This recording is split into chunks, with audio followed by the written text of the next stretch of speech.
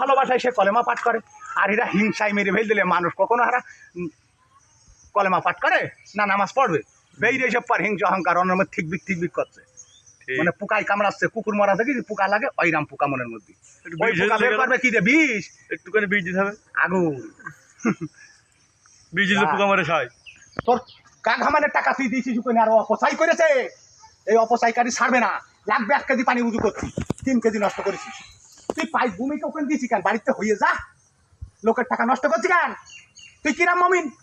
তুই তো কমিন, পরে শোষণ করিস, পরের মাল খাইস, বোন ভাই হাগিস, আর আল্লাহর খুঁজে বেড়াইস। বড় প্লেয়ার যুদ্ধের মাঠে যদি অস্ত্র জমাতে হাত উঁচু করে, তার গুলি করে না, তা সেই আত্মসমর্পণ কর, তোর গুলি আর করবে না, আল্লাহ দোজখে দেবে না। তা না, আত্মসমর্পণ করে যেই ফাঁক পাচ্ছে পিছনতে ফের করছে, ওরা ছাড়ে ছাড়ে। তা আল্লাহ এরকম, ওরা ছাড়বে কি? তোর হাত পাই টেনে নিয়ে যাবে জাহান নামে, ঠেকাতে পারবি না তুই। তোর পাহাচার চাকা বিনা ব্রেকে চলবে, ব্রেক লাগবে না, অটো হয়ে যাবে। যেরকম গাড়ি ব্রেক ফেল করলে কি হয়, অটো হয়ে যায়। তোর ব্রেক তুই মারিস নি, ফেল, অ্যাক্সিডেন্ট হবো গাড়ি,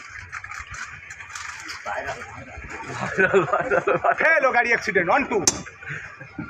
সন্দেহ নেই, অবিশ্বাসকারীরা আল্লাহর দেখা পাবে না। বিশ্বাস করতে হবে, মানুষের ভালোবাসলি আল্লাহ বলছে আমারই ভালোবাসা হয়। এই যা কিছু সব আল্লাহর ফসল, তুই নষ্ট করছিস কেন? তোরা তোর রাগ হচ্ছে কেন? আল্লাহর খাওয়াচ্ছ, তুই কি খাওয়াচ্ছিস?